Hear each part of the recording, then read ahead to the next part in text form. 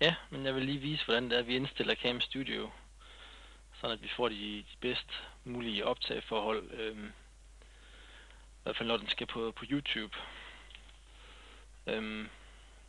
Først og fremmest så skal vi op i options her, og så vælge video options. Og så skal vi så sørge for, at her i rullemenuen har valgt XVD MPEG 4 codec.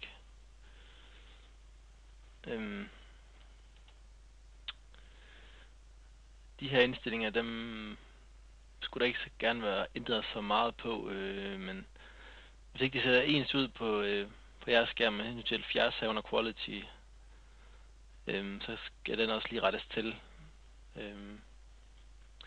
Ellers så de øvrige her, dem er der i hvert fald ikke rettet på. Jeg mener heller ikke herinde, er der vist heller ikke rettet på noget herinde i XVD-konfiguration. Så det skulle bare være et spørgsmål om, at den her, den står på 70 i hvert fald, herinde i video options. Så har vi også noget, der hedder cursor options.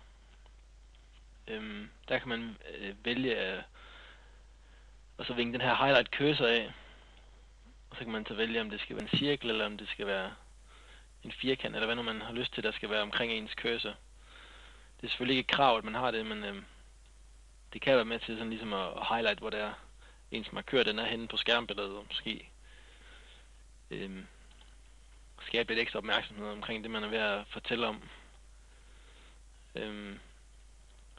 Så kan man så også vælge, hvor stor den der cirkel den skal være omkring cursoren. Og man kan vælge farven på den også. Og man kan så også vælge en eller anden form for cursorform og sådan noget. Men der er i hvert fald lidt forskellige settings herinde, som det er op til instruktøren, så at sige, af videoen, hvad man lyster her. Så skal man så også huske selvfølgelig, at den her record audio from microphone slået til. Det kræver selvfølgelig, at man så har et headset med mikrofon i, eller en eller anden løs mikrofon, man kan tilslutte til computeren. Men det er i hvert fald anbefale, man anskaffer sig i hvert fald, for ellers så bliver det nok lidt for kedeligt at sidde og se videoen, hvis ikke der er noget lyd på. Så hvis ikke I har sådan en mikrofon, så synes jeg i hvert fald, I skulle tage anskaffe jer en, hvis I har tænkt jer så optage noget video. Der er så også nogle indstillinger her for lyd og sådan noget, man kan gå ind og så rette på. De indstillinger jeg har, det er den her 22 kHz stereo og 16 bit. Det skulle i hvert fald være en fin kvalitet. Det er klart, hvis man vælger højere, hvis man går helt op på 44 kHz, så får man formentlig en lidt bedre lyd måske, men det betyder så også, at ens filstørrelse den bliver større. Så det er selvfølgelig lige noget, man skal have med i overvejelserne. Men ellers så skulle det gerne være standardindstillinger, der står her i de øvrige.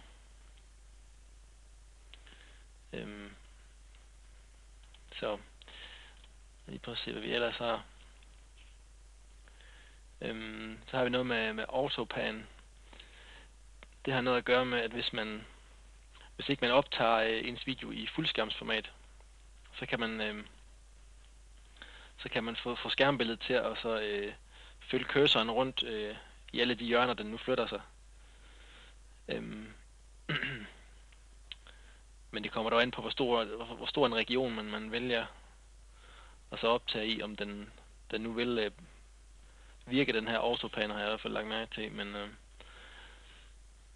i og med, at YouTube den ikke kan håndtere fuldskærmsformat, særlig godt i hvert fald, så vil jeg i hvert fald anbefale, at man siger enable her, hvis det er, den skal ligge på YouTube, den video, man laver.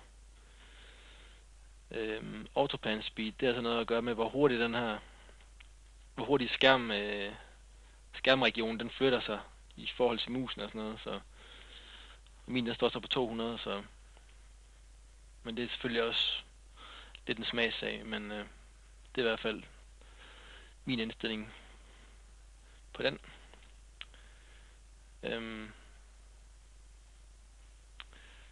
Så har vi nogle program options her.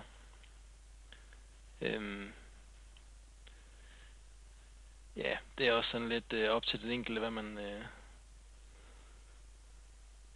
man har lyst til, de skal stå. Jeg tror vist nok med her name on file, den står vist per standard som automatisk. Så der kan være, at man skal ind og vælge ask for file name til at starte med. Og så har jeg så også tilvalgt den her minimize program on start, tror jeg, mener jeg. Så der er i hvert fald lige nogle ting her, man kan gå ind lige og pille lidt ved os. Den har jeg vist ikke rigtig rodet med. Region, det var det, jeg snakkede om. Med hensyn til YouTube, så kan vi ikke vælge fuldskærmsformat her. Så skal vi ind og vælge Fixed Region. Og der er det altså 1280 gange 720. Så man får den optimale kvalitet ud af, hvis man bruger den i forhold til YouTube. Og så er der også en god ting lige at så vinke den her af, fordi så er det man kan flytte musen, og så skulle skærmbilledet gerne følge med.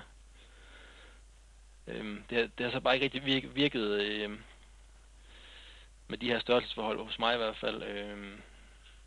Men jeg vil i hvert fald anbefale, at man lige vinger den af alligevel. Fordi det er rart i hvert fald, når det er, at det virker, at man kan bevæge sig lidt rundt på hele skærmen, selvom man ikke optager i fuldskærmsformat.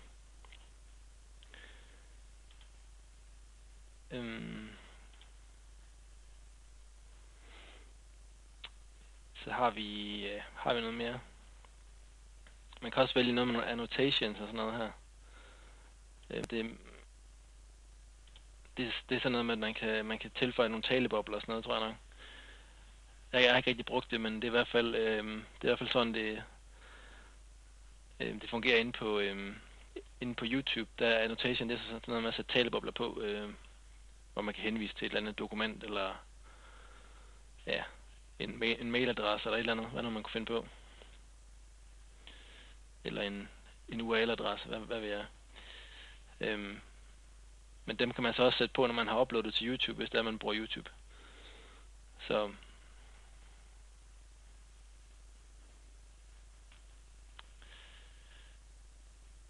jeg tror, hvis det var vist de indstillinger, der egentlig er at sige noget om.